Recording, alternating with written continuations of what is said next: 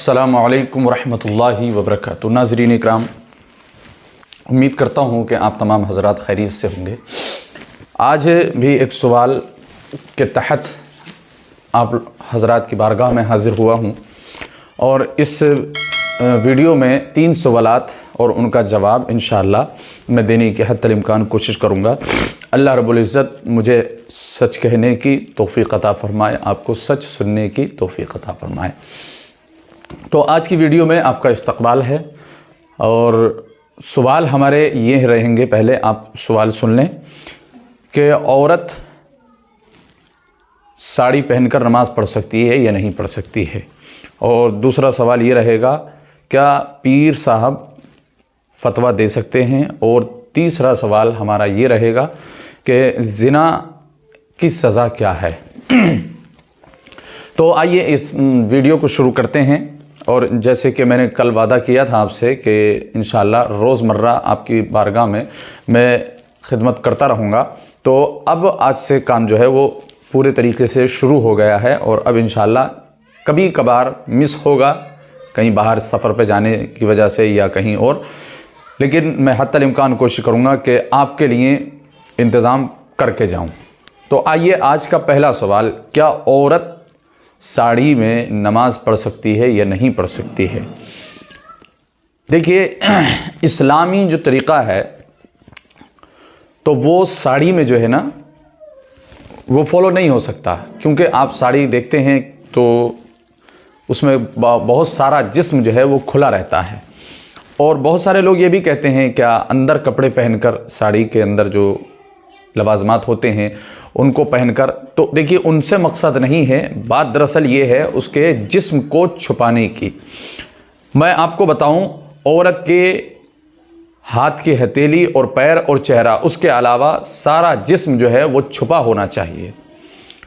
औरत की हथेली, चेहरा और पैर, इनके अलावा जो है वो सब छुपा होना चाहिए। जबकि साड़ी में ऐसा नहीं होता है। बहुत सारा जिस्म जो है वो, हाथ भी पूरे यहाँ तक खुले रहते हैं, पेट यहाँ से खुला रहता है और भी आपने देखा है।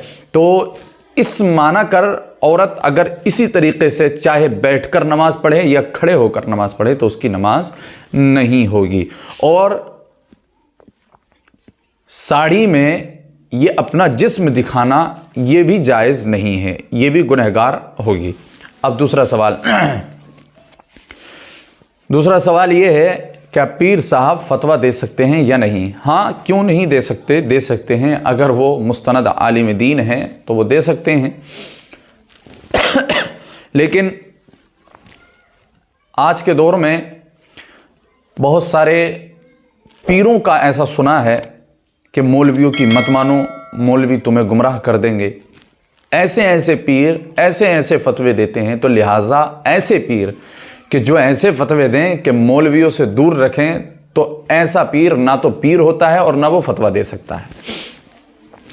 और दूसरी बात, एक भाई का ये बहुत लंबा सवाल है, गालिबन मैं एक वीडियो में इसका जवाब दे भी चुका हूँ, लेकिन उन्होंने फिर मुझसे ये सवाल तलब किया कि जो 4 अंगूठी पहनता हो हाथ में वो भी फतवा देता है, तो क्या उसका फतवा माना जाएगा या नहीं माना जाएगा। तो एक बात मैं आपको बताऊं, जब वो खुद अमल नहीं कर सकता, अगर वो मुस्तनद आलिम दीन होता, अगर वो आलिम सही माना कर अगर आलिम दीन होता, तो उसको ये भी पता रहता कि शरीयत में अंगूठी कितनी अंगूठी पहनने की इजाज़त है। एक से ज़्यादा, वो भी 4.5 माशा जिसका वज़न होना चाहिए, प्लस चांदी की होनी चाहिए। अगर सोने की पहनता है तो वो मर्द के लिए हराम है। उन्होंने ये भी बताया कि वो एक चांदी की पहनते हैं, बाकी सोने की पहनते हैं। तो पहले तो वो खुद हराम काम कर रहा है, और ऐसे हराम काम करने वाले को फतवा देना बिल्कुल भी जायज़ नहीं है।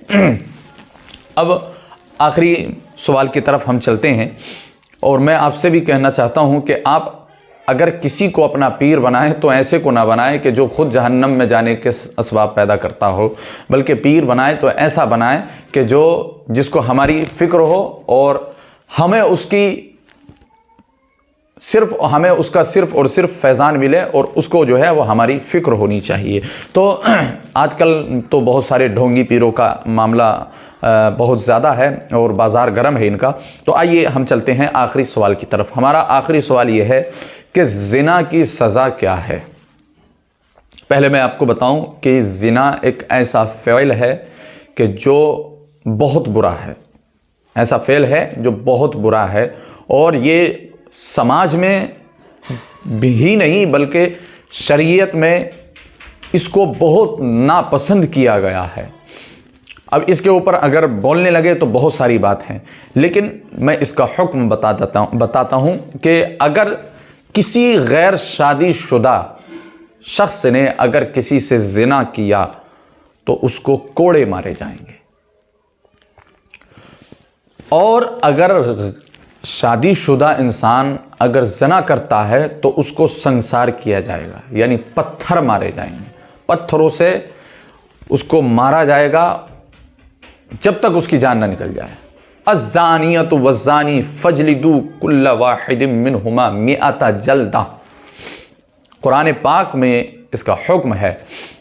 पहली बात तो मैं आपसे ये कहूँ कि ये बुरा फ़ेल जो है इसको ख़त्म कीजिए, और ये ख़त्म कैसे होगा, जब निकाह आसान हो जाएंगे तब जाके ये फ़ेल जो है वो ख़त्म होगा। निकाह को आसान करो, ज़िना की ये जो खुराफात है इंशाअल्लाह हमारे माशरे से, हमारे जवानों के दिलों से बिल्कुल निकल जाएगी। हम वक्त पर अपने बच्चों की शादी नहीं करते हैं, फिर ये हरकतें सामने आती हैं और फिर ये घिनौने काम हमें देखने पड़ते हैं और समाज में जलील और रुसवाई होती है। लिहाजा उम्मीद करता हूँ कि आप तमाम हजरात के जहन में ये तमाम सवालात आ गए होंगे। अब मिलता हूँ इंशाअल्लाह अगली वीडियो में और नए सवालात के साथ में। जब तक के लिए खुदा हाफिज़। अल्लाह आप सबको शादो आबाद रखे। अल्लाह आपको मुझे अपनी हिफ्ज़ व अमान अता फ़रमाए। आमीन बिजाहि सय्यदुल मुरसलीन। अस्सलामु अलैकुम व रहमतुल्लाहि व बरकातुहू।